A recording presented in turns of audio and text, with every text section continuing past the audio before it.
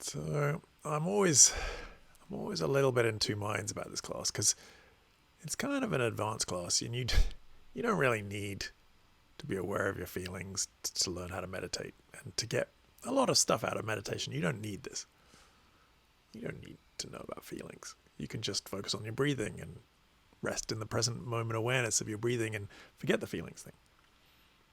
That's possible, and I'm sort of tempted because this is difficult stuff, and it is potentially actually quite difficult stuff. But I got this so wrong for so many years, and it was so counterproductive to my meditation experience that I sort of want to try and help you avoid some of the mistakes I've made. And I think the big mistake I made was just simply about expectation about what meditation was about. And I came to meditation because I wanted to feel better. I think that's why most people come to meditation. They're feeling whatever, and they've heard meditation helps with stress or relaxation or something.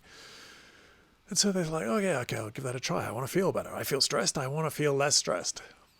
And I'd heard about this meditation thing, and I'd heard, within the Buddhist context, there's this whole aspect that this meditation practice and doing the various exercises that you do can lead to the end of suffering. And I was like, sign me up. End of suffering. I like that. I want that. I want to feel good.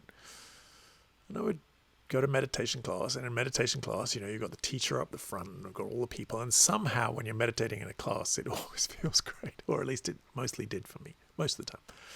And so then I'd go home and I'd try and meditate, trying to let myself rest in the present moment. And the problem was that if I was feeling crappy, if I was like really anxious, if I was really uptight, frustrated, wound up, feeling under pressure with work or whatever, then I would sit down to meditate. And of course, guess what? What meditation is you're seeing the moment as it is without mental modification. So you're trying to see it. And guess what the moment was? The moment was stressed, under pressure, mind all over the place. And so I would try to meditate with this expectation, with this sense of striving that I want to meditate because I don't want to feel stressed. I feel stressed. I want this to change. And I get it. I still have loads of expectations of meditation. So I'm a work in progress. But just learning this thing has helped tremendously, is that in meditation, we're seeing what the present moment is, simply as it is. And if in the moment you're stressed, then that's what's in the moment. And I sort of have this idea that you might be yelling at me going, but Justin, I don't want to feel stressed. I didn't come to meditation to feel my feelings. I came to meditation to feel good. I get it. That's why I came to meditation too. And it works. You will feel good. But you have to do the exercise the way it is. It's kind of counterintuitive. You have to sit in the present moment. Sit with the present moment as it is. See it as it is. And unfortunately, if you're feeling crappy, that's not an excuse. Well, of course it's an excuse. You can not meditate if you don't want to meditate. If you don't want to meditate, don't meditate. But if you want to feel better, I'd strongly recommend meditating. And the exercises sit in the moment. And if you feel crappy, to see if you can sit with crappy. Just as it is, without your resistance, without your conversation, without feeling it's unfair and you shouldn't feel this way and yada, yada, yada, all that other stuff that goes on top of the feeling. See if you can let that go and just sit with the feeling. And the best analogy I was given was by a psychotherapist who was helped me a lot with this, was just what happens when you feel joy? When you feel good, what do? Do you resist it and resent it and try and change it? No. When you feel joy, you let it flow. And it feels fantastic. And it's wonderful. We love feeling joy. It's great. You let it flow. And then what happens? It goes away. It's an energy. There's a message, an energy message from your body and from your psyche that there is a reason to be joyful. And you let it flow, and it does its job, and then it goes away and it passes away. And when we feel crappy stuff, and it doesn't matter what it is, but when we feel the crappy stuff, we resist it. We resent it. We block it. We try and hold it down. Pretend it's not there. We put a smile on our face and we say, fine, I'm fine. If you possibly can, let it flow. You let the feelings flow, and then they change. And you know this about somebody who's had some terrible loss, feeling grief and sad, and something terrible has happened. And they're trying not to break down and cry. And you know that the one thing they absolutely have to do right then is just break down and cry, to let the feeling flow. So we know that. I know that. And yet I still resist it. But to the extent in meditation, at least, we can train ourselves in trying to sit with the emotion. Now, there is one massive caveat to this, and this is another reason I'm always a little bit uncomfortable about teaching this class.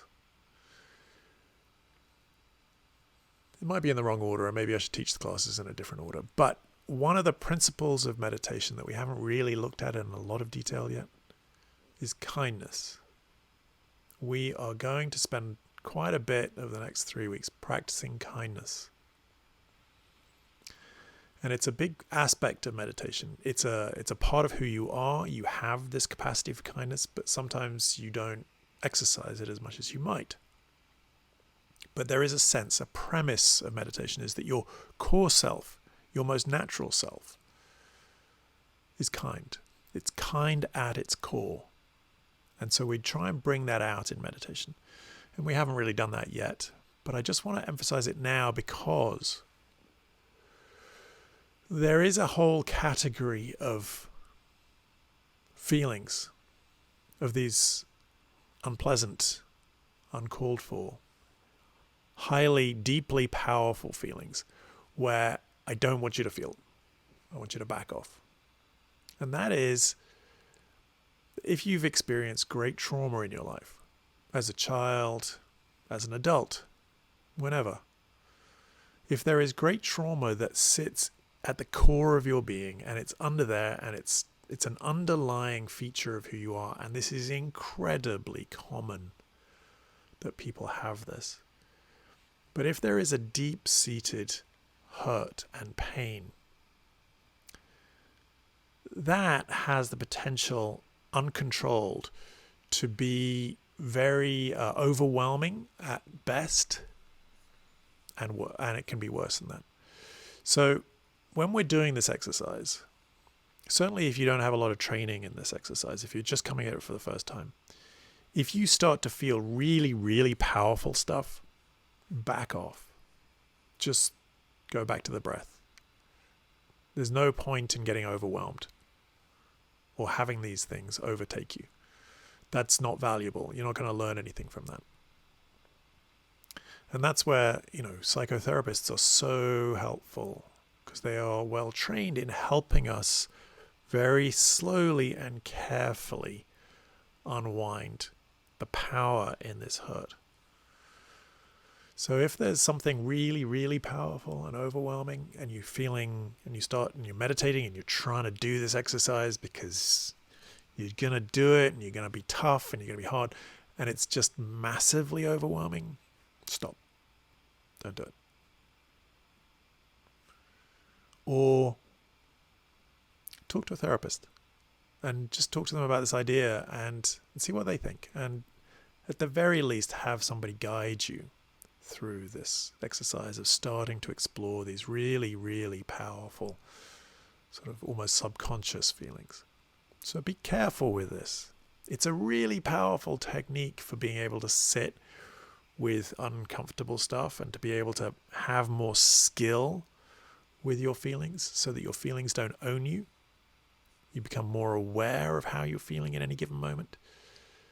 And you don't have to react immediately to how the feeling is. You don't go, oh, I feel like crap, therefore I'm going to lash out, or I'm going to eat something, or I'm going to drink something, or I'm going to go and watch TV or whatever.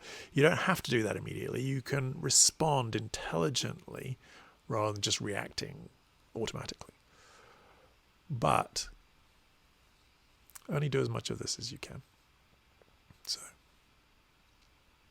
So kindness towards yourself. So a couple of things. So one is, on the one hand, I think this is valuable. It's valuable as a meditation technique for being aware of the moment, and part of the moment is your feelings. It's powerful in terms of starting to become more aware of our own feelings and being less reactive. It's really helpful because just because you're feeling like crap, and when you're meditating, or your mind's all over the place, or you're feeling sad, and actually the meditation makes you more aware of that, that doesn't mean you necessarily have to get up and stop meditating. To the extent that you can, sit with it and let it flow, it'll unwind itself. The mild stuff, the not really, really heavy stuff. And the more you meditate, the less of the crap you're going to feel. It's not going to get rid of everything. It can't. You're a human being. Part of being a human being means you will experience the full gamut of emotions. Joy, happiness, love, generosity, compassion, kindness. But you're also going to feel anxious and fearful, sad, angry. If you live long enough, bad things are going to happen to you, and you will feel terrible. It will be awful. But if you meditate, you will have more skill in those moments of being able to deal with those. And if you meditate, a lot of the daily, low-level crap, that does go away. So you will just generally notice a lot more of the day, a lot more days, you just feel that nice, calm equanimity of peace. It's not going to be every day, but there'll be a lot more, so I'd recommend it.